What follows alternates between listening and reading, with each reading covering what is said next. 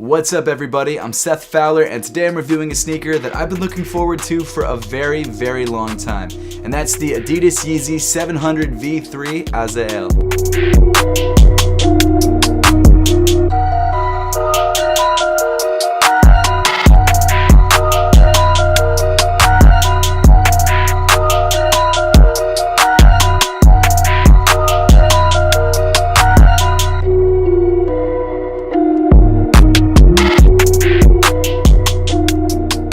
The name of this shoe is pronounced Azael. It's really hard for me to say, so I'm not going to say it too much. Just like most of Kanye's recent Yeezy colorways, he's named the colorway of the brand new Yeezy 700 V3 after a Hebrew word. Apparently the translation of the Hebrew word Azael means made of God. But like I said, I'm not going to keep saying the name of the colorway because I'm just going to keep butchering it, so I'm going to refer to this shoe as the 700 V3. In December, Kanye and Adidas have given us a bunch of brand new Yeezy silhouettes, which is so refreshing to see. Because for the last 2 years, we've only had like 4 silhouettes released total. Granted, we've had tons of colorways of each of those silhouettes, but only really 4 silhouettes. And what's interesting about all these new Yeezys is that they all share a very organic design language. I mean, seriously, just look at it. It looks like something that was alive at one point. And I mean, let's be honest, that's true for all 3 of the brand new silhouettes that have dropped in December. But I don't think that's a bad thing. I think it's great that Kanye is experimenting and trying new things and taking risks. And this shoe, to be honest, is kind of a risk. There are a lot of things about the 700 V3s that are completely different than any of the previous 700s. It's basically a brand new shoe. Other than like the general shape, the entire shoe is pretty much changed. So I guess you'll have to stay tuned through the entire review to find out if that's a good thing. Azael. Oh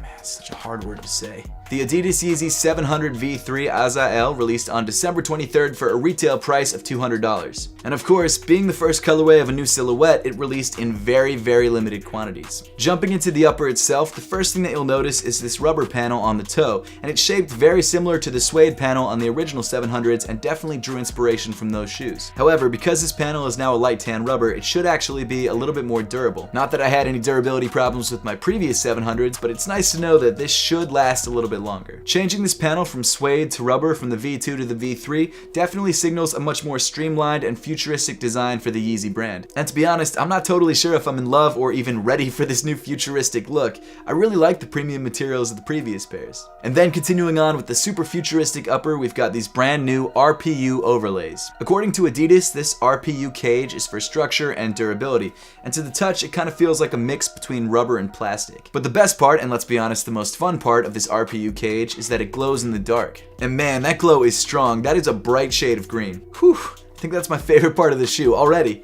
I'm 12. This outer RPU cage has a very bone-like color and skeletal looking structure. I mean, like I said before, it looks like this was alive at one point. It looks like someone ripped it out of a rib cage. Is that too morbid?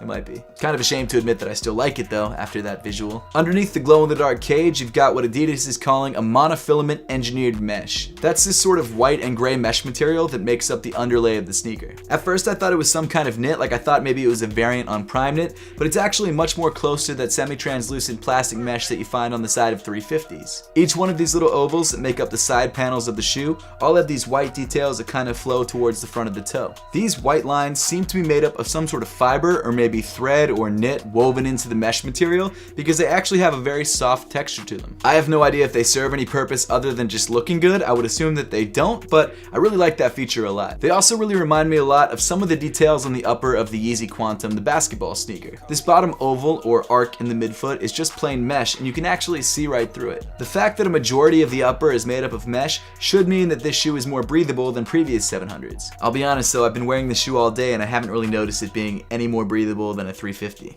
And then moving up the center of the shoe, you've got this black neoprene tongue, which actually wraps all the way around the top of the ankle and forms sort of a booty construction. At the base of the tongue, you've got these 2 little 3M accents that kind of peek out from the sides of the shoe. They're definitely a nice looking detail when you're looking down at the top of the shoe, but from any other angle you can't see them. Weaving over the top of the tongue and attached to the side panels of the shoe, you've got these black rope laces. And then moving to the top of the tongue, the neoprene changes to a much thicker black fabric. The black fabric isn't as soft and definitely definitely isn't as stretchy, which kind of makes it annoying to get your foot into the shoe because, like I said, the tongue is not separate. You kind of have to get both hands in there to pull this ankle area apart to actually get your foot into the shoe. It's not the easiest thing in the world. The sock liner of the shoe, though, is actually made up of neoprene and feels really good against your foot, even though the padded areas are really only around the top of your ankle and the heel. Rounding off the inside of the shoe, you've got an ortholite style insole, very similar to what you find in the 500s, that comes in black with the Adidas and Yeezy branding printed on the heel. As for fit, the 700 V3 is snug. I went true to size in this shoe because I didn't know what to expect,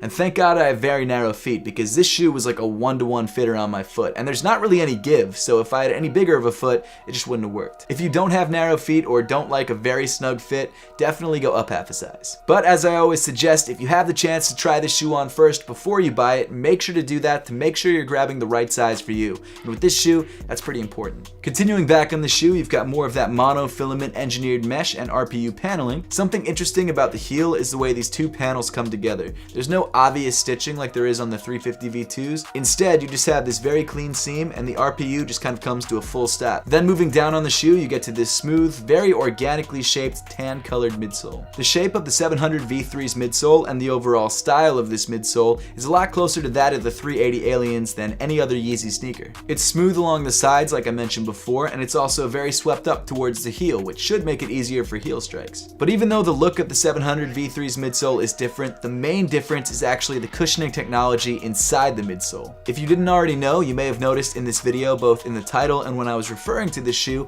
I never actually said the word boost. Maybe I did because I was so used to saying it, but I didn't mean to. And that's because the brand new Adidas Yeezy 700 V3 does not actually have boost. Instead, the sneaker has an inexplicably blue EVA midsole. And to just tell you right now, don't get your hopes up because it's not as soft as boost and it's not as comfortable. That said though, it's not bad. It's not boost soft, but it's not bad. And actually, by not using boost, a very expensive material, and also using cheaper materials on the upper, they've been able to reduce the price of the 700 V3 by $100. If you didn't know, the 700 V1 and V2 both retail for $300, but the 700 V3 retails for $200. And let's be honest, I'd rather have a shoe that's $100 cheaper and only slightly less comfortable than spending the extra $100 to get the pinnacle of comfort, which isn't even that amazing. The new EVA midsole still feels fine underfoot, it's just not as soft as boost, and it's not that noticeable. I'd take the extra $100 off any day. Well, I guess I wouldn't because I bought this shoe for resale, but everyone else can. And then moving around to the heel, you've got the Adidas sportswear logo embossed into the midsole. And then finally moving to the bottom of the sneaker, you've got that familiar Yeezy 700 herringbone traction pattern, this time in light blue. They probably made the rubber traction pattern blue so that the EVA doesn't look as weird,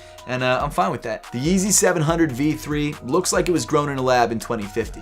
And to be fair, Kanye probably would do that if he could. I mean, he's got his algae sneakers coming out soon. There's a lot to love about the super futuristic 700 V3. The first is that the price dropped by $100, which is awesome. That never happens in footwear. The second is that it's got a glow-in-the-dark upper, and that's just so cool. And the third, in my opinion, is that the shoe looks great. I don't think everyone loves the way this sneaker looks, but that's fine. It's definitely a polarizing look. The only small downside to this sneaker, at least right now after only having the shoe for a couple hours, is that the sizing is a little bit weird. If you have narrow feet like myself, you might be able to get away with going true to size, but it will be very snug. If you have anything other than narrow feet or just don't like snug fits, go up half a size. You know what? The more that I look at the 700 V3 against the 700 V1, the less I want to call the V3 a 700. It seems like a completely new shoe. I mean, okay, maybe the overall shape of the shoe is the same, but everything else about the sneaker is so different. This is much more of an 80s or 90s retro-inspired runner that has sort of a dad shoe vibe to it. This one is a completely futuristic, organic,